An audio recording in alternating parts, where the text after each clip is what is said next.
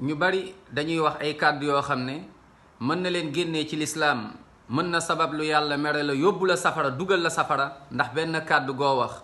te bàyyiwuloo ci xel aka bari ay kàddu bokkaale kon ñun nañ ci bàyyi xel incha allah yàlla na yàlla yërëm ñun ñëpp dugal ñu aljanna bokk na ci kàddu yooyu mooy da ngay gis ñoo xam dañ naan bu soobee yàlla ak yonent bi léeg-léeg li wax lu muy wax wala naan bu soobee yàlla ak yonent bi loolu bokkaale la bu soobee yàlla rek la ñuy wax yonent bi sallallahu alayhi wa sallam boobu bokkul ci place boobu noonu loolu yàlla rek a ko moom subhanahu wa taala yàlla rek mooy dogal naam innama amruhu ida arada shay'an an yaqula lahu kun fayakun kon bul wax mukk bu soobee yàlla ak yonent bi sallallahu alayhi wa sallam neen rek bu soobee borom bi subhanahu wa taala bu soobee yàlla